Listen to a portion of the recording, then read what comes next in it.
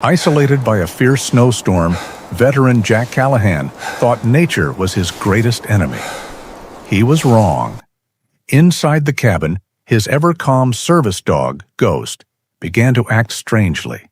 He wasn't afraid of the storm, but was obsessed with the stone fireplace, scratching and whining with an unusual urgency. Jack understood immediately. This wasn't fear, but a warning. What could be hidden beneath solid stone that only his dog could sense? A secret buried for 15 years. He knew he had to trust his only companion and uncover the truth that someone was willing to kill to hide. Please support us by subscribing to the channel. The air in the Flathead County Courthouse Annex was stale, smelling of old paper, damp wool coats, and the faint, bitter aroma of lukewarm coffee. It was the smell of bureaucracy, a scent Jack Callahan had hoped to leave behind forever. He sat on a hard wooden bench near the back, a solitary figure in a room of familiar neighbors and sharp-eyed speculators. His back was straight, a posture drilled into him over 20 years in the United States Army, but his gaze was distant, fixed on the rain-streaked window rather than the auctioneer at the front. At his feet, lying with a quiet dignity that seemed almost out of place, was Ghost. The dog was a German shepherd, though his coloring was a rarity that always drew questions. Instead of the typical black and tan, Ghost's thick double coat was a stunning mix of silver, gray, and pale cream, a wolf-like sable that had grown softer and lighter with age. At 9 years old, he was retired from a life of service Jack rarely spoke of. His muzzle was frosted with white, and the amber of his intelligent eyes held a deep, knowing calm. He was more than a dog. He was an anchor, the silent keeper of Jack's peace. Jack himself was a man carved from the same quiet resilience. In his late 40s, he was tall and lean, with a strength that was wiry rather than bulky. His brown hair, cut short and practical, was threaded with silver at the temples. His face was a map of his life, lines of concentration etched around his kind, blue eyes and a faint pale scar that bisected his left eyebrow, a memento from a long-forgotten firefight in a place he'd rather forget. He wore what had become his uniform in civilian life, a simple gray t-shirt under a worn but clean plaid flannel shirt, faded blue jeans, and sturdy work boots. He sought not comfort, but function. He sought not conversation, but solitude. The auctioneer, a portly man with a droning voice, moved through the list of foreclosed properties and seized assets with a practiced monotony. A pickup truck from 2015, a set of woodworking tools, a small bungalow on the edge of town. For each item, a flurry of hands would shoot up, a brief competitive dance that Jack ignored. He was waiting for one thing, a ghost on the county ledger that he'd discovered weeks ago. "All right, next up," the auctioneer sighed, adjusting his glasses. "We have parcel 7-B, known locally as the Old Miller Place." A subtle shift occurred in the room. It was not a sound, but a feeling, a collective intake of breath, a sudden stillness. The low hum of whispered conversations ceased. The auctioneer cleared his throat, his voice now completely devoid of its already minimal enthusiasm. "Property consists of 160 acres, a single cabin, condition listed as poor, one well, status unknown. This property is sold as is, where is. It comes to the county by way of tax delinquency. 15 years of unpaid property taxes." 15 years. The number hung in the stale air. It was an eternity for a piece of land to sit in limbo. Jack felt the stares of the other attendees pivot from the auctioneer to him, the only stranger in the room. They knew why he was here. He had asked about the parcel at the county clerk's office last week. "We'll open the bidding at $500, the auctioneer said, his tone suggesting he didn't expect to get even that. Jack raised his hand, a calm, steady gesture. "500. The auctioneer's eyes found him. "I have $500 from the gentleman in the back. Do I hear 6? Silence. It was a profound, heavy silence, unlike the competitive pauses from the earlier lots. Ghost lifted his head, his ears twitching slightly, as he sensed the change in the room's emotional atmosphere. Jack rested a hand on his dog's broad head, the familiar feel of thick fur a comfort. He looked around the room. Farmers in worn overalls and speculators in crisp shirts stared back at him, their expressions a strange cocktail of pity and fear. No one looked envious. No one looked angry that they might be losing a bargain. They looked at him as if he were a man walking willingly toward a cliff's edge. "Going once," the auctioneer called out, his voice rushing to finish the inevitable. "Going twice." Jack held the gaze of a rancher in the front row, a man whose weathered face spoke of a hard life. The rancher gave a barely perceptible shake of his head, a final, silent warning. "Sold?" The gavel came down with a crack that echoed like a gunshot in the silent room. "To the gentleman in the back for $500. As Jack walked to the front to sign the papers and hand over the cash, the room broke into a low murmur. The dam of silence had broken, and whispers followed him like a shadow. He caught fragments of their talk. "Doesn't know what he's just bought." The Miller place?" "Cursed, I tell you." The clerk who processed his payment, a young woman with nervous eyes, refused to meet his gaze. She pushed the deed toward him as if it were contaminated.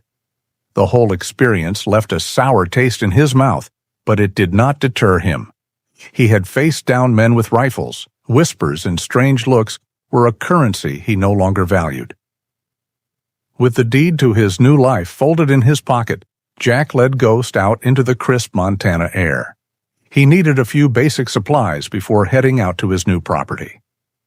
The sign on the town's main street read Abernathy's General Store, its paint peeling from decades of harsh winters and bright summers. The bell above the door chimed as he entered. Inside, the store smelled of sawdust, leather, and freshly ground coffee. An elderly man stood behind the counter, his face a friendly landscape of wrinkles. He was the only other person in the store. "Afternoon," the man said, his voice warm. "What can I get for you?" Jack nodded, grabbing a short list from his pocket. "Just need a few things. A good padlock, some lamp oil, coffee, and a new axe handle if you have one." As the proprietor gathered the items, he studied Jack with open curiosity. "You're the fella who just bought the Miller place, aren't you? News travels fast in a town this size." "I am," Jack said simply.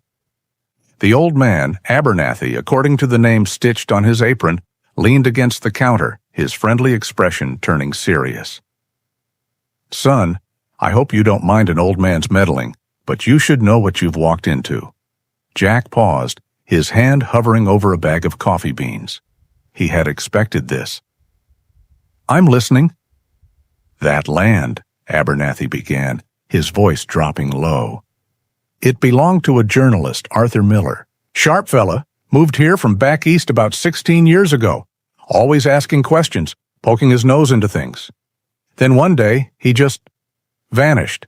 His truck was still at the cabin, but he was gone." He let the words sink in. Because he had no family here, the property got tangled up in all sorts of legal nonsense with the county. Tax bills piled up. For over a decade, it was a mess nobody could touch. A funny thing, though. Blackwood's corporation, the big mining outfit, tried to get their hands on it a few times through some fancy legal tricks, but they never could. The county laws are strict. If it's a tax foreclosure, it has to go to a public auction. No exceptions.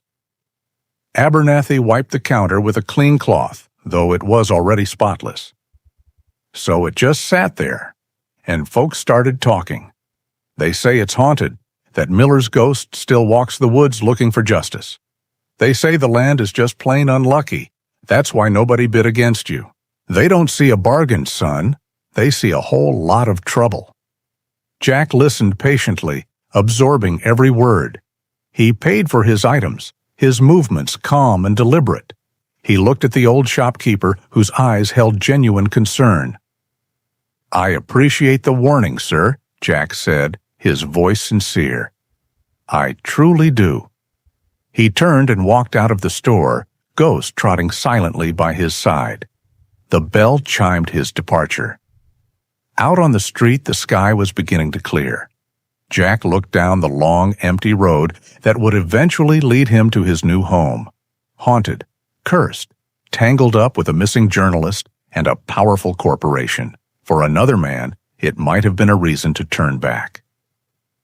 For Jack Callahan, a man who had come to Montana seeking nothing but quiet, it felt strangely like he was finally heading in the right direction.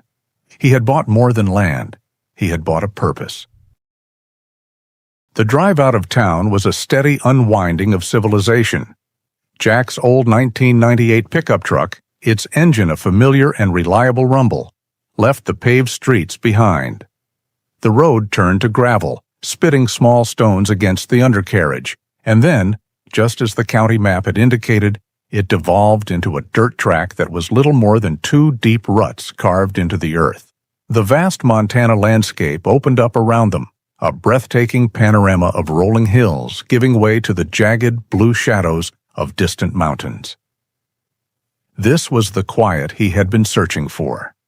Ghost sat in the passenger seat, his head held high, his nose twitching as he cataloged the new world of scents rushing in through the half-open window. He was a perfect traveler, calm and observant, his presence a silent conversation that filled the cab of the truck. They found the turnoff for the property, marked only by 2 rotting fence posts, the wire between them long since rusted away. The entrance looked like a simple product of neglect, but as Jack carefully navigated the overgrown path, his eyes, trained to see things that were out of place, began to notice inconsistencies. The fence was down, which suggested an open invitation, yet a massive fallen pine log lay across the trail, forcing a sharp and difficult turn. It was weathered and old, but its position seemed too perfect, too convenient a barrier. 100 yards later, a thicket of thorny bushes crowded the path on one side, forcing the truck dangerously close to a deep ditch. It felt less like random wilderness and more like a deliberately constructed obstacle course designed to discourage the casual visitor. After another 10 minutes of careful driving, the trail opened into a small clearing. And there it stood. The cabin. It was smaller than he'd imagined, built of thick, dark logs, chinked with what was now crumbling gray mortar. A wide porch sagged on one side, and the windows were dark, opaque squares of grime. The stone chimney that rose from the steep roof was coated in moss. It looked weary, a forgotten relic surrendering to the slow, relentless siege of nature. Jack killed the engine, and the sudden silence was immense, broken only by the whisper of wind through the tall pines that surrounded the clearing. He and Ghost stepped out of the truck. The air was clean and sharp, scented with pine needles and damp earth.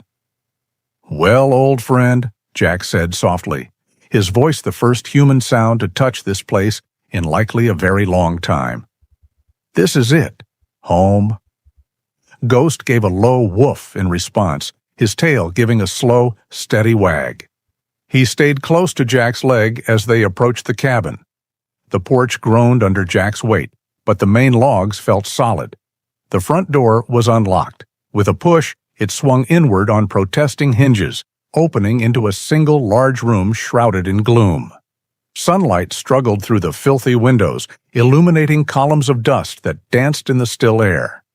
The inside smelled of cold ashes, mice, and the deep, earthy scent of decaying wood. A simple wooden table and 2 chairs stood in the center of the room. Against the far wall, a cast-iron bed frame was bare to its springs. And dominating the left wall was the fireplace, a massive construction of river stones that reached all the way to the ceiling. It was a scene of perfect abandonment, except for the small details that felt jarringly out of place. On the simple wooden table sat a ceramic coffee mug, a faded blue ring painted around its rim. Next to it, a book lay face down, its pages slightly curled, as if its reader had just stepped away for a moment. On a peg near the door, a heavy wool coat still hung, one of its pockets bulging slightly. These were the relics of a life interrupted. A man doesn't flee in a hurry and leave his coat behind in the middle of a Montana autumn. A man doesn't vanish forever and leave his book waiting to be finished. Jack ran a hand over the dusty table, a profound sense of melancholy settling over him. He was not just in an empty house. He was in a place still holding the echo of a person. Arthur Miller, the journalist who asked too many questions. While Jack was lost in thought, Ghost began to act strangely. He had been conducting his own quiet inspection of the cabin, sniffing at the corners and the cold bed frame with a calm curiosity. But now he stood frozen in the middle of the room, his entire body rigid. His attention was fixed solely on the stone fireplace. A low whine, a sound of deep unease, rumbled in his chest. His ears were flat against his skull, and the fur along his spine bristled slightly. "What is it, boy?" Jack asked, his voice low. Ghost ignored him. He took a few stiff steps closer to the hearth, his nose working frantically, sniffing at the gaps between the large, flat stones that formed its base. He didn't bark or show aggression. This was something different. It was a deep, instinctual disturbance, a canine sixth sense screaming that something was fundamentally wrong with that part of the room. Jack had seen him like this only twice before, both times in a war zone, and both times Ghost's unease had preceded the discovery of something dangerous and hidden. Jack knelt beside his dog, placing a calming hand on his back. Ghost's muscles were tense. Jack trusted this dog's instincts more than he trusted his own eyes. He looked at the fireplace, seeing nothing but cold stone and old soot. But Ghost saw or sensed something more. As the afternoon sun began to dip below the mountains, painting the sky in shades of orange and purple, Jack stood on the sagging front porch, the new padlock secured on the door. He had decided to sleep in the truck for the first night until he could air the place out. He leaned against a post, the pieces of the puzzle clicking into place in his mind. The auction, where locals treated the property deed like a death warrant. The stories Abernathy had told him, a carefully curated legend of a haunting. The subtle, almost professional obstacles on the trail designed to make access just a little too difficult. And now, Ghost's unwavering, anxious focus on the hearth. It was all too deliberate. This wasn't a place that was haunted by a ghost. This was a place that was being guarded by a story. The rumors, the isolation, the neglect. It was all a wall, a form of camouflage built over years to keep people away, to ensure no one ever looked too closely. Arthur Miller hadn't just vanished. He had left something behind, something important enough that for 15 years, powerful people had orchestrated a lie to keep it hidden. And now that lie had been breached. Ghost came to sit at his feet, pressing against his leg. He looked up at Jack, his amber eyes seeming to hold the weight of the cabin's secrets. He was still unsettled, but his place was here, with his person. Jack looked out at the vast, darkening wilderness. He had come here seeking solitude, an escape from the ghosts of his own past. Instead, he had purchased someone else's. And for the first time in a long time, he felt the stirrings of a purpose beyond his own survival. Jack woke to a world of gray.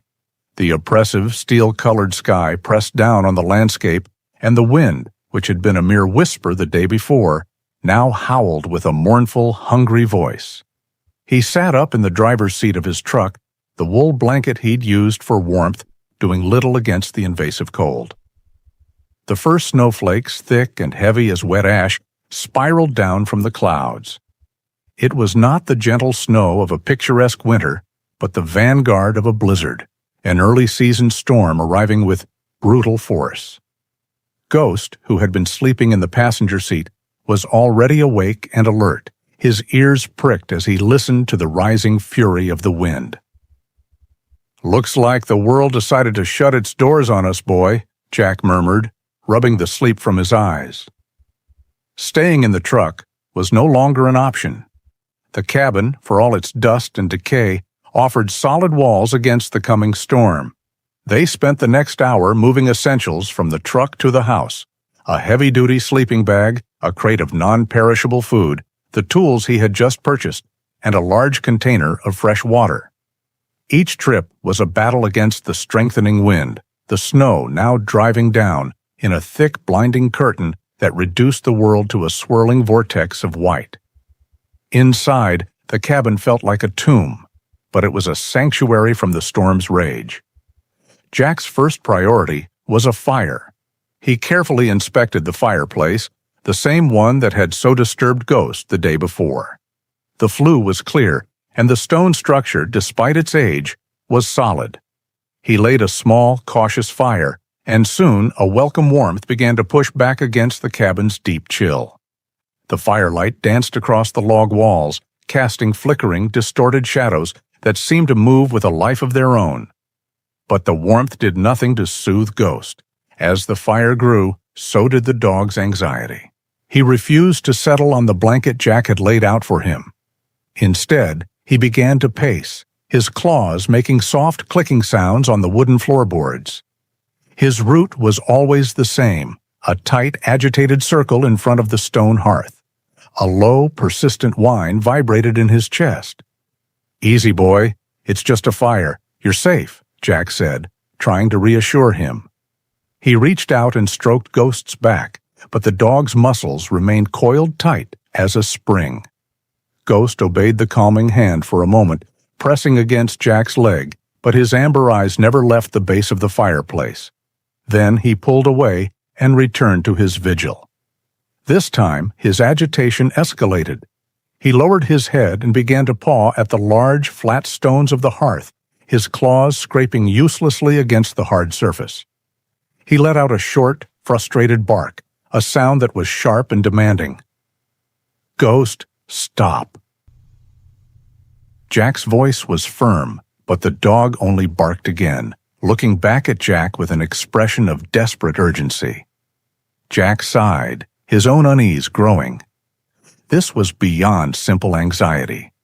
He had spent years learning to read this dog, to understand the subtle language of his posture, his breathing, the flick of his ears. This was the same intensity Ghost had shown when he had located a hidden cache of weapons buried beneath a dirt floor in Kandahar province back in 2009. It was a signal. It was a call to action. Trust your partner. It was the first rule of survival, and Ghost was the most reliable partner he'd ever had. The storm howled outside, cocooning them in a world of roaring wind and snow. Jack stood up, his decision made. He was going to listen to his dog. He grabbed a lantern and lit it, its steady golden glow providing a clearer light than the frantic fire. "All right, show me," he said to Ghost. "What is it? What have you found?" Ghost seemed to understand immediately. He stopped barking and sniffed intently at one specific stone at the base of the hearth, right in the center. It was a large, rectangular slab of slate, its surface smoother than the rounded river stones that made up the rest of the structure. Jack knelt, running his gloved hands over the surface. At first, it seemed like all the others, set firmly in place. But as he examined the edges, he saw what Ghost's superior senses had already detected. The mortar in the groove around this specific stone was different. It wasn't the same crumbling, sandy mixture as the rest. It was darker, with a slightly rubbery texture, and in some places it had been cleverly disguised with a layer of dirt. It was a seal, not a bond. He took out his utility knife and carefully scraped at the edge. The blade sank in slightly. It was pitch, hardened over years, but still distinct from the solid mortar. This stone was meant to be removed. It was a door disguised as a floor. The keystone. A surge of adrenaline, cold and sharp, cut through him. His heart hammered against his ribs. "Good boy, Ghost," he whispered, his voice thick with a mix of awe and trepidation. Getting the stone out was another matter. It was heavy, and set perfectly flush. He returned to his pile of supplies and retrieved the crowbar, its steel cold and heavy in his hands. He wedged the flat end of the bar into the seam he had scraped clean and put his weight into it. For a moment, nothing happened. He repositioned, getting better leverage, his muscles straining against the unyielding stone. Then, with a low groan, the seal began to break. He worked the crowbar around the edges, chipping away at the hardened pitch. Finally, with a loud scraping screech that set Jack's teeth on edge, one side of the stone lifted a few inches. He dropped the crowbar and gripped the edge with his fingers, pulling with all his strength. The slab was immensely heavy, but it moved, sliding out of its place and onto the wooden floor with a heavy thud that shook the cabin. Ghost fell silent. His pacing ceased. He stood beside Jack, peering down into the dark rectangular hole that had been revealed. Jack held the lantern over the opening. Below was not earth, but a small man-made cavity, about 4 feet deep and lined with stone. It was a cleverly constructed cellar, a secret hiding place, and nestled at the bottom, resting on the dry ground, were 2 objects. One was a heavy dark green metal box, the kind used by the military to store ammunition or sensitive documents. The other was a neat stack of leather-bound notebooks, tied together with a faded piece of twine. He looked from the hidden cache to his dog. Ghost was now calm, his tail giving a slow, satisfied wag. The source of his frantic, persistent call had finally been answered. Jack took a deep breath, the cold air filling his lungs, and prepared to climb down into the darkness. The storm was a living thing, a feral beast throwing itself against the thin log walls of the cabin. Jack hauled the last of his essential gear inside before the snow became too deep, then bolted the door, shutting out the roaring chaos. The world was reduced to the 4 walls of this room and the flickering circle of firelight. Ghost stayed close, his earlier anxiety about the hearth replaced by a watchful calm, now that the secret was uncovered. Jack placed the heavy metal box and the stack of notebooks on the simple wooden table. He handled the journals with a reverence for the man who had written them. They were bound in dark, supple leather, the pages filled with a neat, dense script.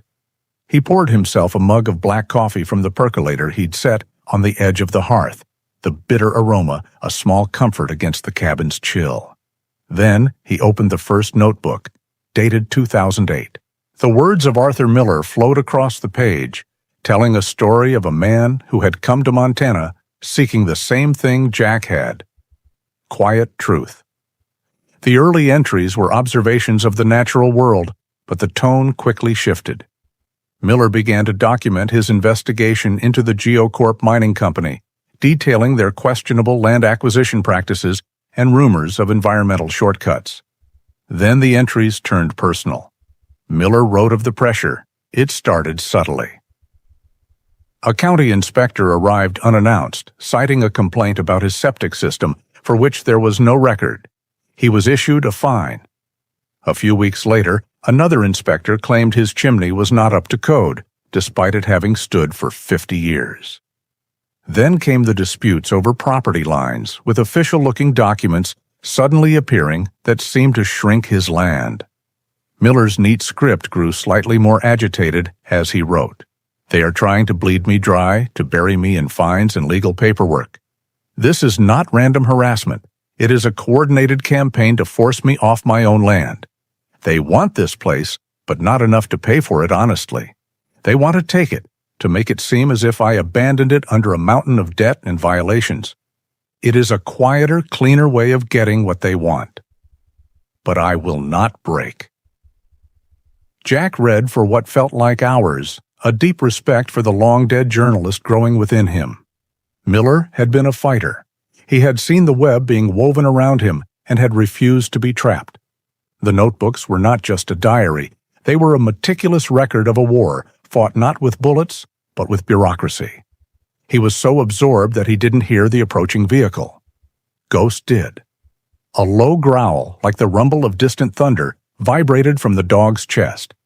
He rose from his spot by the fire, every muscle tensed, his gaze fixed on the cabin door. "What is it?" Jack whispered, immediately alert. Ghost's growl deepened. And then Jack heard it, a faint struggling sound beneath the howl of the wind, the grinding whine of an engine fighting its way through deep snow. No one should be out in this. No one came this far down a forgotten trail during a blizzard for a friendly visit. Quickly, Jack gathered the notebooks and the metal box and stored them back in the hidden cellar, sliding the heavy stone slab most of the way back into place, leaving just enough of a gap to pull it out again later. He kicked some dirt and ash over the seam to disguise it. By the time he stood up, the sound of the engine was much closer. It stopped directly in front of the cabin. Jack moved to the grimy window, rubbing a small circle clean with his sleeve. A heavy-duty county-issued SUV, its emergency lights off, sat idling in the swirling snow. A large figure emerged from the driver's side. A moment later, a heavy fist pounded on the door. Jack took a steadying breath, schooling his features into a neutral expression. He placed a hand on Ghost's head, a silent command for the dog to remain quiet, but ready. Ghost obeyed, the growl subsiding into a tense, watchful silence. Jack unbolted the door and opened it a few inches. The man standing on his porch was large and imposing, broad-shouldered and thick-set in his sheriff's department winter coat. He was perhaps in his mid-50s, his face weathered and ruddy from the cold, with a thick mustache that hid his upper lip. But his eyes, small and dark, were what held Jack's attention. They were cold, flat, and devoid of any real warmth, scanning the inside of the cabin over Jack's shoulder. It was Sheriff Riggs. "Afternoon," Riggs said, his voice a gravelly baritone that seemed overly loud. "Quite a storm we're having. I was in the area, and my dispatcher mentioned the deed on this place finally went through. Figured I'd check to make sure the new owner hadn't gotten himself into trouble." The excuse was so thin it was transparent. "In the area?" Jack asked, his tone level. "This is a long way from any other area, Sheriff." Riggs gave a dismissive shrug, a politician's gesture. "Just doing my job. You must be Jack Callahan. Mind if I come in for a second? Get out of this wind?" It was not a request. Jack opened the door wider, and Riggs stepped inside, bringing a blast of cold air with him. He stomped the snow from his boots, his eyes continuously sweeping the room, taking in the meager fire, the sleeping bag, the sparse supplies. Ghost stood his ground, a silent gray statue of distrust. His body was rigid, his head low, and his eyes never left the sheriff. "That's quite a guard dog you've got there," Riggs commented, giving Ghost a wide berth as he moved toward the fire to warm his hands. "He's a good judge of character," Jack replied evenly. Riggs's eyes narrowed for a fraction of a second. He turned from the fire. "So, finding everything all right out here? Place is in pretty rough shape. Find anything unusual?" He was fishing, his casual tone betrayed by the intensity of his gaze. "Nothing but dust and drafts," Jack said, leaning against the doorframe. "It's what I paid for." Riggs chuckled, a hollow sound.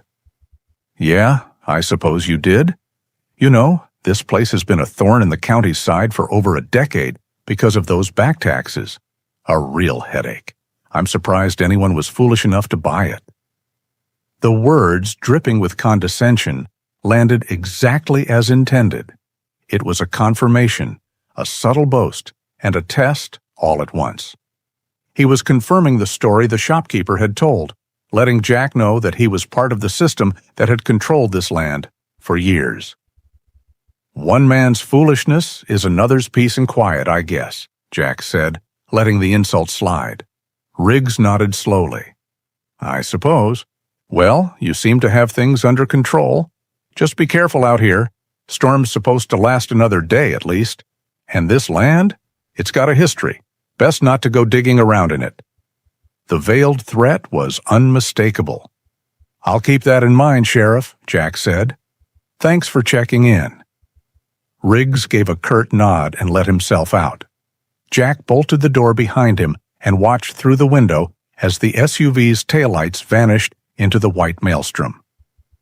The sheriff hadn't come to check on him. He had come to assess him, to see if he was a threat. A sudden urgent feeling seized Jack. He looked at the fire, then at his truck, barely visible through the thick snowfall. Acting on pure instinct, he pulled on his heaviest coat and boots and plunged back out into the storm. The wind tore at him, and the snow was already halfway up to his knees. He fought his way to the truck, his boots sinking deep with every step. He circled the vehicle, brushing the thick layer of snow off the tires. The front two were fine. The rear passenger side was fine. Then he got to the driver's side rear tire.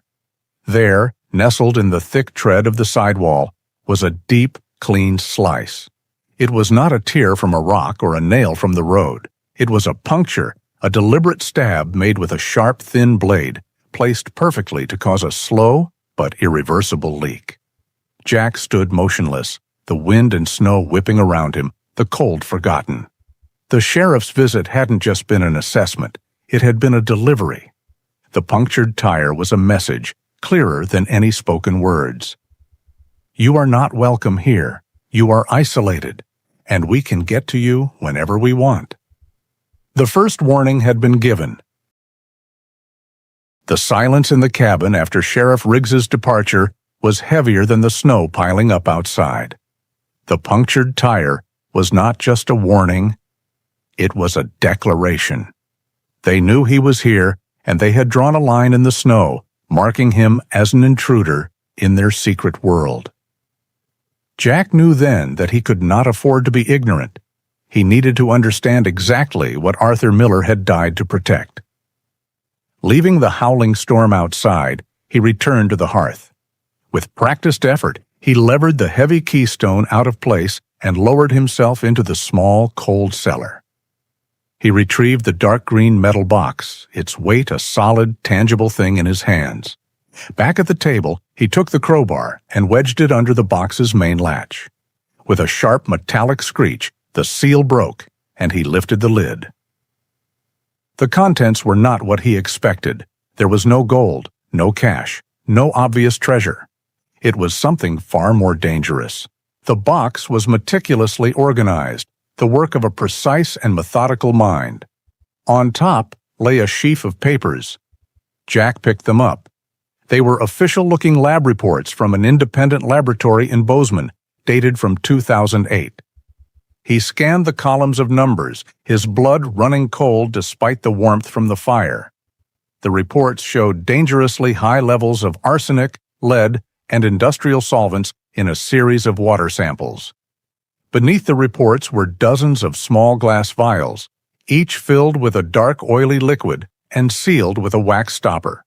A tiny handwritten label was affixed to each one, bearing a date and a set of coordinates.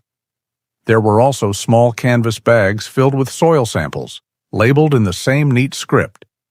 At the very bottom of the box was a large, rolled-up topographical map of the county. Jack spread it out on the table, its corners curling in the dry air. All across the map, Miller had circled specific locations in red ink. They were not random. They followed a clear pattern, clustering around remote creeks, high mountain springs, and marshlands, the sources of the water that fed the entire valley. These were the locations that corresponded to the labels on the vials. It was a comprehensive and damning chart of a systematic poisoning. Arthur Miller had not just found a single illegal dump site. He had uncovered a web of contamination that threatened the entire region. The blizzard raged for another day and a half before finally exhausting itself. Jack awoke on the third morning to a world transformed, buried under a thick blanket of pristine, silent white. The sun, when it finally appeared, was a brilliant, blinding glare against the snow. He spent the morning digging out his truck and meticulously patching the tire. The work was slow and cold, but the physical labor focused his mind. He was no longer just a man seeking solitude. He was the custodian of a terrible truth. Ghost stayed close, a gray wolf in a world of white. He did not relax, instead taking up a post on the porch, his gaze constantly sweeping the silent, snow-laden woods that surrounded them. It was just after noon when a new sound broke the profound silence. It was not the struggling whine of the sheriff's SUV, but the deep, powerful roar of a high-performance engine. A moment later, a vehicle appeared, parting the deep snow with arrogant ease. It was a massive, brand-new pickup truck, its black paint gleaming against the snow. It pulled to a stop beside Jack's own mud-splattered vehicle, a stark contrast between wealth and simple function. The man who stepped out of the driver's seat was tall and impeccably dressed in an expensive winter jacket and clean, high-end boots. He looked to be in his late 50s, his thick hair a distinguished silver, his beard neatly trimmed. He had the soft, uncalloused hands of a man who commanded others to do his work, and his face held the easy, confident smile of someone for whom the world presented no obstacles. This was Silas Blackwood. He moved with an air of ownership, as if this land and everything on it already belonged to him. "Mr. Callahan," Blackwood said, his voice smooth and pleasant. "I'm Silas Blackwood. I apologize for dropping in unannounced, but the storm had us all pinned down. I wanted to come by and introduce myself properly." Ghost, standing at the top of the porch steps, let out a low, guttural growl. "Easy, boy," Jack said calmly, though he made no move to restrain the dog. He wiped his greasy hands on a rag and faced the man. "You've introduced yourself. Is there something I can do for you, Mr. Blackwood?" Blackwood's smile never wavered, but his eyes, the color of cold steel, were calculating. "Straight to business. I can appreciate that. I'll be direct as well. I want to buy this property from you. My company, GeoCorp, has been acquiring land in this valley for a new development project, and this parcel is a key piece of the puzzle." "It's not for sale," Jack said flatly. Blackwood chuckled, as if Jack had told a charming joke. "Everything is for sale, Mr. Callahan, for the right price. I am prepared to offer you $50,000. Cash. That's 100 times what you paid for it. A remarkable profit for a few days' work." The offer was obscene, a clear sign of desperation. "The answer is no," Jack repeated. Blackwood's smile finally tightened. The pleasant mask slipped, revealing the predator beneath. "Perhaps you don't understand. This isn't a negotiation. That land is part of a project that has been in the works for a very long time. It would be a shame if unforeseen complications were to arise for someone who chose to stand in the way of progress." The threat was as clear as the pristine mountain air. "Some people don't know when to walk away from a bad investment. You seem like a smart man. I'd hate for you to make a foolish mistake." "I'd hate for you to waste any more of your time," Jack replied, his voice quiet but unyielding. "I'm not selling." For a long moment, the two men stood in silence, the only sound the soft drip of melting snow from the cabin's roof. The confrontation was official. The lines had been drawn. Blackwood's face hardened into a mask of cold fury. "You will regret this," he said, his voice a low hiss. He turned without another word, climbed back into his throne of a truck, and sped away, leaving deep, angry ruts in the snow. A few miles down the trail, safely out of sight of the cabin, Silas Blackwood pulled his truck to a stop. He took out a satellite phone and dialed a number. "He knows?" Blackwood said, dispensing with any greeting.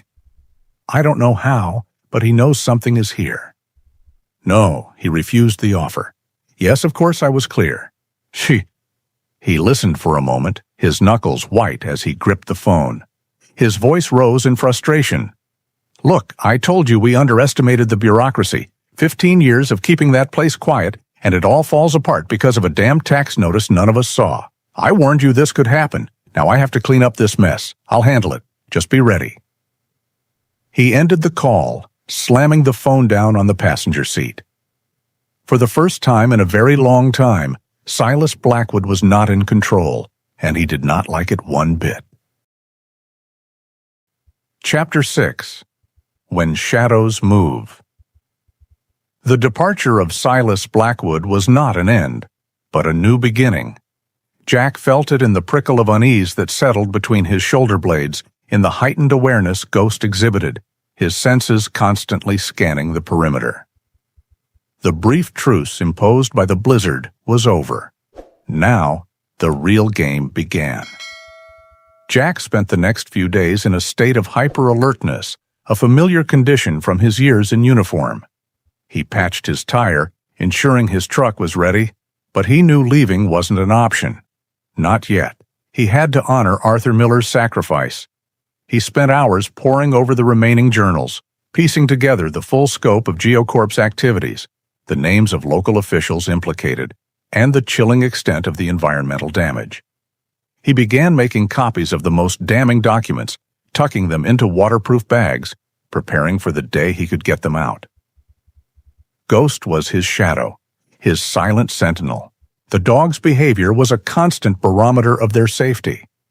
When Jack walked the boundaries of his property, surveying the damage from the storm and gathering firewood, Ghost would lead, his nose to the ground, his ears swiveling, reading the subtle signs of the wild.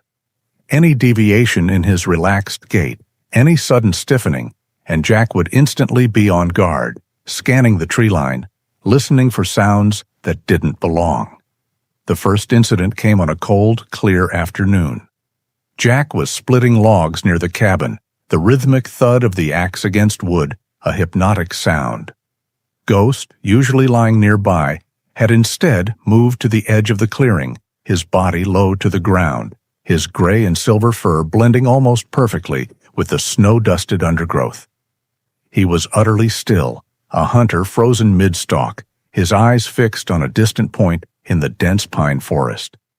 Jack stopped, axe held aloft. "What is it, boy?" he whispered, knowing Ghost wouldn't answer with words. The dog didn't move. He just stared, his tail a motionless rudder. Jack followed his gaze, seeing nothing but the endless green of the pines and the white of the snow. But he trusted Ghost. He slipped back into the cabin, grabbed his binoculars, and returned, pressing himself against the rough logs of the porch. He found Ghost, still unwavering in his focus, and scanned the same area. It took him several minutes, his eyes aching from the effort, before he saw it. A faint glint, a momentary flash of something metallic, deep within the shadows of the trees, too regular to be natural. A lens? Followed by a darker shape that quickly disappeared behind the thick trunk of a fir. Someone was out there, watching. Jack returned to his wood splitting, maintaining a deliberately slow, casual pace. He worked for another hour, all the while acutely aware of the unseen eyes in the forest. Ghost remained vigilant until the light began to fade, only then returning to Jack's side, a low, satisfied growl rumbling in his chest. The watcher, for now, had retreated. The next escalation happened 3 nights later. The cabin was bathed in the dim glow of a single lantern. Jack was hunched over the table, organizing Miller's research notes, while Ghost dozed fitfully by the fire, his ears occasionally twitching at the wind. Suddenly, Ghost was on his feet, his hackles raised, a fierce guttural bark ripping from his throat. He lunged at the door, scratching frantically, his powerful body vibrating with aggressive intent. "Whoa, Ghost! What is it?" Jack was already moving, his hand instinctively going to the old hunting rifle he kept leaning against the wall. Another sound, clearer this time, a distinct scraping and groaning from the front of the cabin, near the door. Not the wind. It was the sound of someone trying to force the lock. Jack moved with the silent, efficient precision of a soldier. He doused the lantern, plunging the cabin into near-total darkness, broken only by the faint glow of the dying embers in the fireplace. Ghost, a dark, swift shadow, took up a position in the far corner of the room, near the single window, ready to intercept any intruder. The scraping stopped. A moment of chilling silence. Then a faint click. The old padlock, which Jack had painstakingly installed just days ago, had been picked. The front door creaked open, just a hair's breadth, allowing a sliver of darkness even deeper than the cabin's interior to slip in. Jack stood motionless, rifle raised, his finger light on the trigger. He could hear the faint, ragged breathing of the intruder, masked by the wind but audible to his trained ears. He saw a shape, a tall silhouette, pause on the threshold, clearly hesitant, sensing the unexpected silence. Then a low, menacing growl filled the air, emanating from Ghost's corner. It wasn't a bark, but a deep, vibrating warning that spoke of raw, untamed power. The silhouette flinched. Jack seized the moment. He had no intention of killing anyone, not yet. He just needed to send a message. He aimed carefully, not at the figure, but at the doorframe just beside it. The rifle cracked, a deafening explosion in the confined space of the cabin. A splintering sound followed as the bullet tore into the wood. The muzzle flash briefly illuminated the terrified face of a man, lean and wiry, wearing a dark ski mask pulled up to reveal his shocked eyes. He staggered back, startled by the shot, his gloved hand fumbling for something at his belt. Ghost, sensing the retreat, launched himself from the corner with astonishing speed, a gray streak in the darkness. He didn't try to bite, but slammed his powerful body into the intruder's legs, a practiced move designed to destabilize and disorient. The man yelped, losing his footing, and stumbled backward onto the porch. Before he could recover, Jack let out a guttural roar, a battle cry honed in distant lands, and charged towards the door, rifle held ready. The intruder, caught between a growling, powerful dog and a charging, screaming man, chose discretion over valor. He scrambled off the porch and vanished into the swirling darkness of the blizzard, his panicked footsteps crunching faintly in the snow. Jack stopped at the threshold, scanning the night. Nothing. He waited, listening, but only the howl of the wind answered. Ghost returned to his side, his breath coming in short, excited pants, his tail now wagging cautiously. "Good boy, Ghost. Very good boy," Jack murmured, scratching the dog behind his ears. Ghost leaned into the touch, his body vibrating with the aftershocks of adrenaline. Jack carefully resecured the door, reinforcing it with a sturdy chair jammed under the handle. He relit the lantern, the warm glow a stark contrast to the violence that had just erupted. He knew this wasn't an isolated incident. The intruder hadn't been a random opportunist.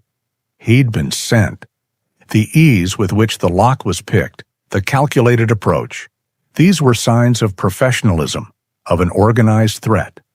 He looked at the scattered notes of Arthur Miller, then at the sturdy metal box, now hidden once more beneath the hearthstone.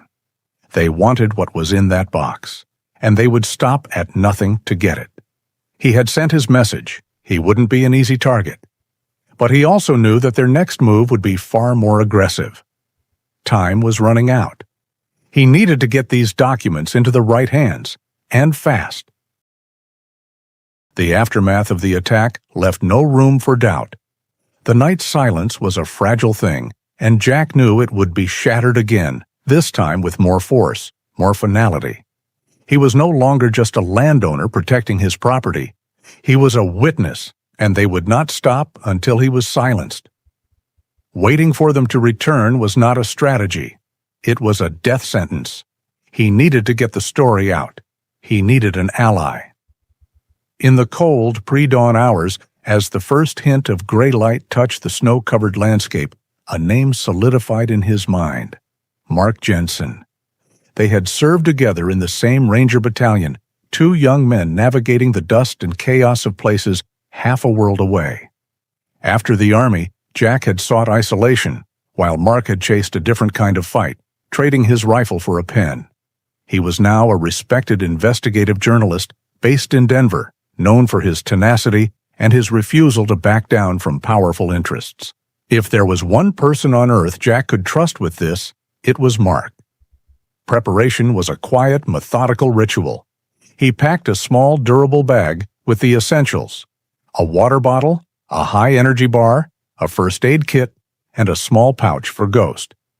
Most importantly, he placed a carefully curated selection of Arthur Miller's evidence inside a waterproof sleeve: copies of the most damning lab reports, the topographical map, and several pages from the journals detailing the campaign of harassment. The original evidence went back into the cellar, the heavy keystone sealed back in its place. The secret would remain here, but its echo would travel. Before leaving, he checked the weather forecast on a small hand-crank radio. The announcer's voice was grim. Another, more powerful storm system was moving in from the north, projected to hit the mountains by nightfall and bring with it heavy snow and gale-force winds. The approaching blizzard was both a threat and an opportunity. It would provide cover, but it also created a deadline. He didn't head toward the familiar small town. That would be the first place they'd look. Instead, he turned his truck east, driving away from his property, deeper into the remote backcountry. This was a tactic from another lifetime, a routine for ensuring he was not being followed. He drove for an hour on winding, empty roads, his eyes constantly scanning the rearview mirror. He took a turn onto a gravel logging road that led nowhere, drove for a few miles, then pulled over, pretending to check his engine while he watched the road behind him. Nothing. He doubled back on his route, then took another series of seemingly random turns before finally heading south toward the interstate. Only when he was absolutely certain that he was not being tailed did he drive toward the city of Kalispell, a larger, more anonymous town over an hour away. Ghost seemed to understand the gravity of their mission. He sat silently in the passenger seat, his usual curiosity replaced by a quiet, watchful alertness, his gaze following Jack's in the mirror. In Kalispell, Jack was a ghost. He parked the truck in a public lot several blocks from the town center. His first stop was a large electronics store. He paid cash for a cheap, prepaid mobile phone, the kind that came in a sealed plastic package and left no paper trail. His next stop was the public library. The library was warm and quiet, a sanctuary of orderly knowledge that felt like another world. He found an empty computer terminal in a secluded corner. Using a public network offered a crucial layer of anonymity. He logged into an encrypted email service he had maintained for years for just such an emergency. With swift, practiced movements, he used the library scanner to digitize the documents he had brought. He compressed the files, encrypted them with a password he and Mark had established years ago, and attached them to a new email. The recipient was Mark's secure private account. He hit send, watched the progress bar fill, and then logged out, meticulously clearing the computer's history. The entire process took less than 15 minutes. The seeds of Arthur Miller's truth were now planted beyond the confines of the isolated cabin. He left the library and walked into a cold, narrow alleyway between two brick buildings. The wind whistled around him. He activated the new phone, its electronic chirp sounding unnaturally loud. He dialed Mark's number from memory. It rang twice before it was answered. "Jensen!" The voice on the other end was sharp, clipped, and instantly familiar. "Mark, it's Jack." There was a brief pause, then Mark's tone shifted, a note of concern cutting through his professional demeanor. "Jack, it's been a while. Where are you? This isn't your number." "It's a temporary one. I don't have much time," Jack said, his voice low. "I've stumbled into something big out here in Montana. It involves GeoCorp and a journalist who disappeared about 15 years ago. I've sent the preliminary evidence to your secure inbox. The password is the name of the mountain we got pinned down on back in 2003. He could hear the faint sound of typing on the other end. "Got it. I see the file. Jack, what kind of trouble are you in?" "The kind that sends professionals to your door in the middle of the night," Jack replied grimly. "Listen, this is why I'm calling. Another big storm is rolling in. It's going to hit my location by tonight, and it'll be bad. I'm heading back there now. I need to be there to protect the original evidence." He gave Mark the precise GPS coordinates of the cabin. "Here's the plan. If you do not get a call from me on this specific phone by 0600 tomorrow morning, 6 o'clock, Mountain Time, you assume the worst. You take everything I sent you and anything else you can dig up, and you give it to the FBI. Not the state police, not the local sheriff, the feds. You give them the files, and you give them these coordinates. Tell them to come heavy. Do you understand? The line was silent for a beat, the weight of the instructions hanging in the air. Mark was not a man who panicked. He processed, analyzed, and acted. Understood, Jack. 0600. If I don't hear from you, I raise hell. Is there anything else? No, that's it. All right, Mark said, his voice firm, the voice of a soldier and a friend. Watch your back, Jack. Always, Jack replied, and ended the call. He removed the battery from the burner phone and tossed the two pieces into separate trash cans. His mission was complete. The contingency was in place. A weight lifted from his shoulders, replaced by the cold, clear focus of a man heading into a fight. He walked back to the truck where Ghost was waiting patiently. Together, they drove out of the city, heading back toward the mountains, toward the isolated cabin, and toward the dark, bruised clouds of the coming storm. The drive back to the cabin was a race against the encroaching darkness and the fury of the brewing storm. The sky, which had been merely bruised earlier, now resembled a gigantic bruise, swollen and purple, pressing down on the jagged peaks of the Rockies. Snow began to fall in earnest, just as Jack's truck rumbled back onto his property. It was heavier than before, fat, wet flakes that stuck to the windshield wipers faster than they could clear. By the time he pulled up to the cabin, the world was already blurring. The wind howled like a banshee, tearing through the pines, and visibility was dropping by the minute. He barely had time to wrestle a tarp over his truck and grab the last few things from the bed before the storm truly broke. Inside the cabin, the logs groaned and shuddered against the gale. The fire Jack had built earlier was struggling, the chimney acting like a wind tunnel, but it cast enough warmth to hold back the bitter cold that seeped through the cracks. Ghost, sensing the shift in the weather and the mood, moved with a quiet urgency. His ears were constantly swiveling, picking up the nuances of the storm's roar. He didn't seem anxious in the way he had been with the hidden cellar, but rather intensely focused, a hunter preparing for a difficult night. Jack secured the cabin as best he could. He braced the windows with heavy planks, jammed a stout length of firewood under the door handle, and even pulled the heavy wooden table closer to the door, placing the two chairs on top of it, creating a makeshift barricade. He checked his rifle, loading it with precision, its familiar weight a grim comfort in his hands.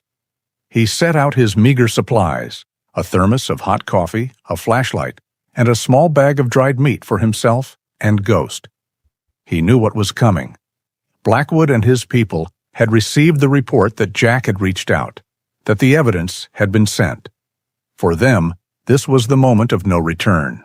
The blizzard, while a natural phenomenon, was also their opportune window. It would trap Jack, cut him off from any potential escape or immediate rescue. It would provide perfect cover for their final, desperate move. They couldn't let the evidence, and Jack himself, live to see the morning. The cabin transformed from a simple dwelling into a fortress. Jack moved through it with a quiet efficiency, born of years in combat zones, his senses heightened. Every creak of the logs, every shift in the wind's pitch, was analyzed. Ghost, his silver-gray coat blending eerily with the shadows cast by the fire, mirrored his intensity. He moved silently, his steps light, checking each window, sniffing at the door, establishing his own perimeter. Hours passed.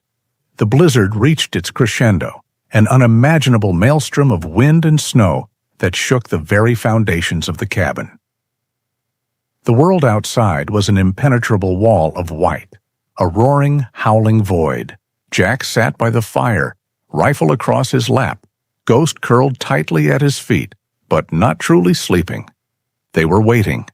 It was just past midnight when Ghost rose, silently, without a sound. His head snapped towards the back of the cabin, away from the door Jack had barricaded. A low, barely audible growl began to vibrate in his chest, a sound of deep, primal warning.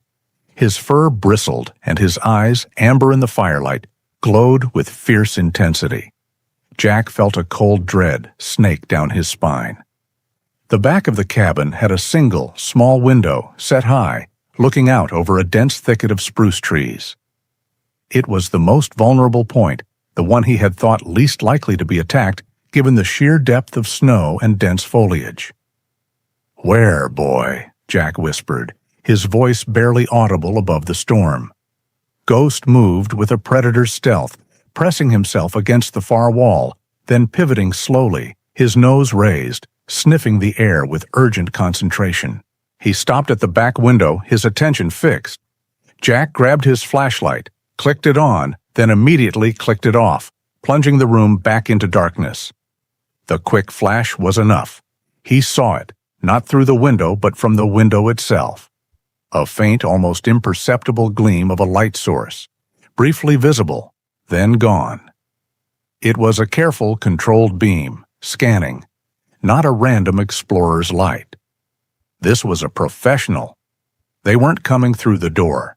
They were coming from the hidden side, the deep, snow-choked woods. They had learned from the first attempt. Jack pulled the heavy sleeping bag off the floor and quickly moved the wooden table, using it as a shield to block the window. He needed to buy time. He grabbed a roll of duct tape and a thick woolen blanket, taping the blanket over the window, sealing out any light from within and hiding any movement from outside. Ghost continued to emit a low, rumbling growl, a steady thrum of warning that vibrated through the floorboards. The dog was acutely aware of the unseen presences moving through the blizzard-swept forest. Jack felt a deep sense of gratitude for his companion. Without Ghost, he would have been caught completely off guard. A new sound began to filter through the roar of the wind, faint at first, then growing steadily louder. It was a rhythmic, crunching sound, heavy and methodical, like footsteps pushing through deep, unbroken snow. It was not one set of footsteps. It was several. They were coming. Jack moved to the center of the room, taking up a defensive position behind the sturdy wooden table. He held his rifle at the ready, the cold metal of familiar weight in his hands. Ghost, his eyes fixed on the makeshift barricade at the back window, positioned himself slightly in front of Jack, a living shield of fur and muscle. He was ready to meet whatever stepped out of the white, howling chaos. The air in the cabin grew thick with anticipation, a heavy mix of fear and adrenaline. The fight had found them. The siege had begun. Jack looked down at Ghost, whose silver-gray fur was now almost imperceptible in the dim light, a ghost against the backdrop of the blizzard. He placed a hand on the dog's firm shoulder, a silent promise. They would face this together. The night was a symphony of violence, conducted by the howling wind. Inside the cabin, Jack and Ghost moved as one entity, a seamless fusion of human strategy and animal instinct. The first assault had come from the front, a brute force attempt to breach the door. Jack, anticipating this, had used the back window as a misdirection, tossing a log against the wall to draw their attention before firing a single, calculated shot from the doorway, crippling the first man who rushed in and sending him screaming back into the snow. After that, the attackers grew smarter. The battle became one of attrition, a test of nerves played out in the swirling darkness of the blizzard. They probed his defenses, a shot fired through one window, a shadow moving past another. But they underestimated his partner. Ghost was his early warning system, a living radar that was impervious to the storm's white noise. A low growl directed at the west wall would tell Jack where the next threat was moving. A soft, anxious whine would draw his attention to the east. They communicated without words, in a language forged in the crucible of shared danger, a silent dance of survival. Hours bled into one another. The fire in the hearth died down to a bed of glowing red embers, casting the room in a deep, menacing gloom. Jack conserved his ammunition, firing only when absolutely necessary, making each shot count. He moved constantly, a ghost in his own home, never giving them a stationary target. He was tired, the gnawing ache of old wounds flaring up in the cold, but his mind was sharp, honed to a razor's edge by the adrenaline and the absolute necessity of staying alive until 6 in the morning. The lull came around 4 a.m. The storm's fury had lessened slightly, and the probing attacks had ceased. It was a classic tactic: lull the defender into a false sense of security before the final push. Jack knew it, but the silence was still unnerving. He was focused on the front of the cabin, where the initial assault had come from, his eyes scanning the area through a small crack in the barricade. It was in this moment of focused distraction that the real threat came. One of the attackers, moving with the silence of a mountain cat, had circled around to the back. He had painstakingly worked at the boards covering the small window, prying one loose without a sound. Now he was slithering through the opening, a dark shape detaching itself from the deeper darkness outside. He landed on the floor with a soft thud, a pistol held ready in his gloved hand. Jack's back was to him, but he had not gone unnoticed. Ghost, who had been lying silently near the hearth, exploded into action. He had been tracking the man's scent, his approach, every subtle sound the storm had not masked. Before the intruder could even raise his weapon, before Jack could register the new presence in the room, Ghost launched himself across the floor. He was not a flurry of barks and snapping teeth. He was a projectile of focused intent. He slammed his 90 pounds of muscle and bone into the back of the man's legs, a move designed to destroy balance. The attacker cried out in shock as his feet were swept from under him. He stumbled forward, his arms flailing, and it was then that Ghost struck with precision. He bypassed the man's flailing limbs and clamped his powerful jaws onto the attacker's right forearm, the one holding the pistol. The sound was a sickening crunch of thick winter clothing and the yielding of flesh and bone beneath. The man shrieked, a high, piercing sound of pure agony, his fingers spasming open as the gun clattered uselessly onto the floorboards. Ghost did not tear or shake. He held his grip, his entire body locked, pinning the man's arm to the ground, effectively disarming and neutralizing him. Jack spun around, his rifle snapping up, the scene unfolding before him in a terrifying instant. He kicked the fallen pistol away and dragged the screaming man toward the center of the room, Ghost only releasing his grip on command. "How many more?" Jack demanded, his voice a low growl that mirrored his dog's. The man, cradling his mangled arm, only whimpered in response. Suddenly, a new voice, amplified and distorted by the wind, roared from the darkness outside. It was a voice Jack recognized, raw with fury and frustration. It was Silas Blackwood. "Enough of this! We're running out of time. If we can't get it, no one will. Burn it! Burn it all down!" The desperate command changed the nature of the fight entirely.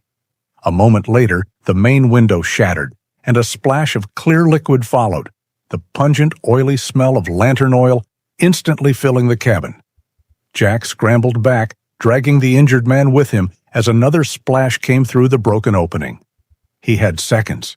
Before he could even formulate a plan, a flickering object sailed through the window, a torch made from a branch wrapped in a burning rag. It landed in the pool of accelerant. The world erupted in a whoosh of orange flame. The old dry logs of the cabin, seasoned by 100 years of Montana winters, caught fire with terrifying speed. A wall of heat and fire roared to life, devouring the table, the chairs, the very air itself. Thick black smoke billowed toward the ceiling, instantly making it impossible to breathe. The choice was gone. Staying inside meant a fiery death. "Ghost, to me!" Jack yelled over the roar of the inferno. The dog was already at his side, his eyes wide, but his body pressed loyally against Jack's leg. The heat was unbearable, the smoke a choking poison. Jack kicked the injured man towards the fire. "A gift for your boss!" he yelled into the chaos. Then, with his rifle in one hand and his other hand gripping the thick fur on Ghost's back, he turned to the front door. It was their only way out. He took one last desperate breath of the rapidly thinning air. There was no more cover, no more strategy. There was only the fire behind them and the guns of their enemies in front. With a final, desperate roar, Jack kicked the front door open and plunged out into the gray, pre-dawn light, into the deep snow, and into the face of his final, most desperate trial. Jack and Ghost burst from the cabin into a world of gray dawn and orange fire. The inferno behind them roared, a hungry beast devouring the log walls, sending a column of thick black smoke into the snow-filled sky. In front of them, silhouetted against the flames, stood Silas Blackwood and his two remaining men. Their faces were grim, their weapons raised, forming a semicircle of death. The air was a shocking mix of bitter cold and searing heat. Ghost didn't hesitate. He planted his feet firmly in the snow, positioning himself slightly in front of Jack, a low, continuous growl vibrating in his chest. He was a silver-gray shield, a living embodiment of loyalty, ready to meet the final threat. Blackwood's face was a mask of pure fury, his handsome features twisted by rage and the flickering firelight. The confident, controlled man from the day before was gone, replaced by a cornered animal. "You should have taken the money, Callahan!" he screamed over the roar of the flames. "I gave you an easy way out. Now look what you've done. The evidence is gone, the cabin is gone, and in a few minutes you'll be gone too. No one will ever know." He raised his pistol, the dark metal aimed squarely at Jack's chest. The moment seemed to stretch into an eternity. This was it, the end of the line. Jack tightened his grip on his rifle, preparing to take at least one of them with him. It was then that a new sound cut through the chaos. It was not the crackle of fire or the howl of the wind.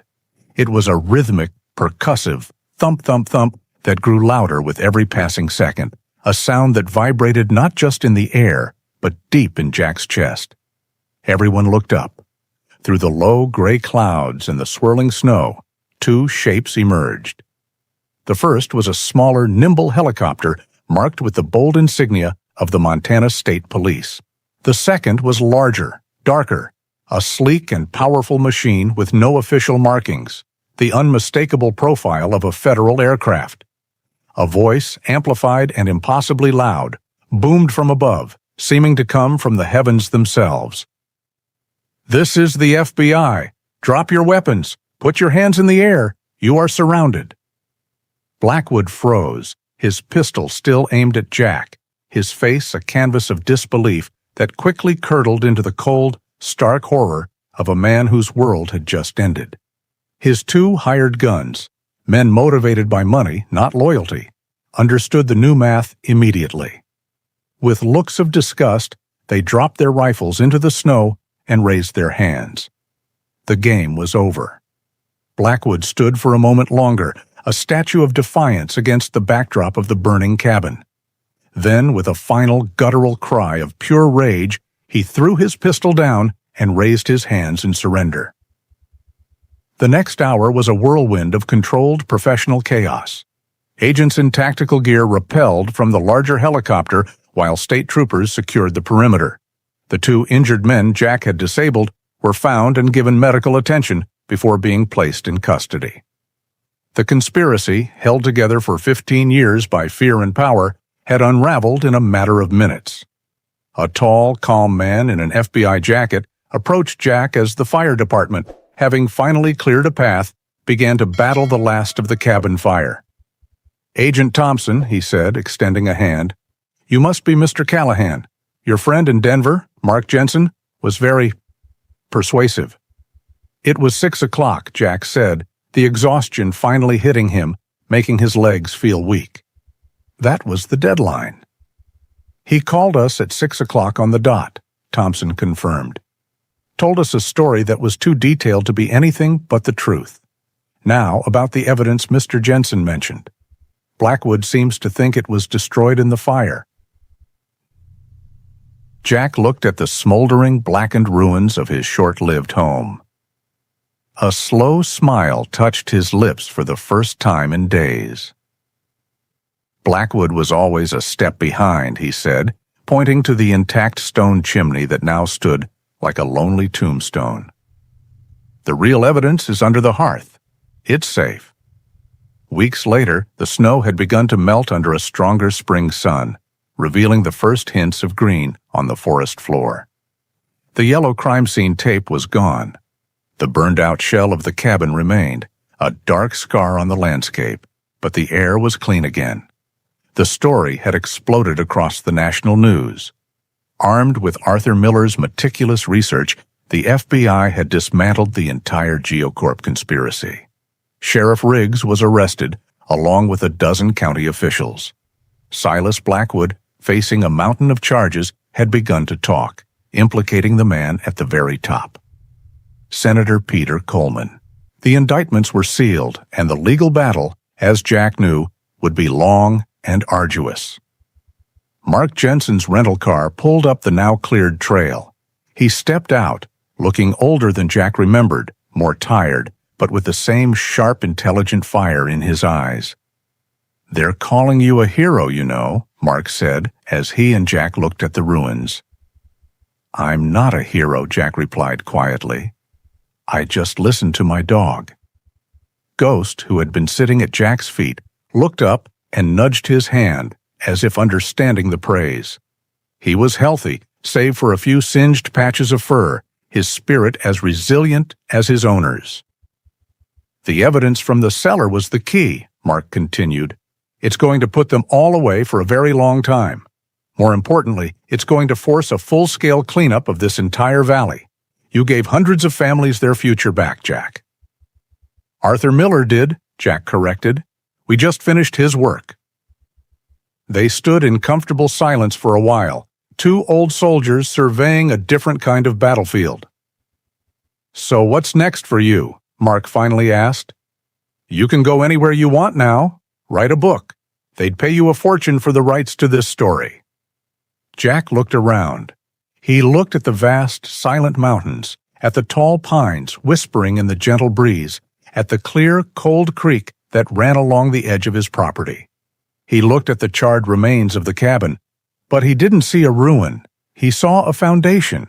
He saw a place where he had been tested and had not broken. He looked down at Ghost, who was watching him with unwavering amber eyes.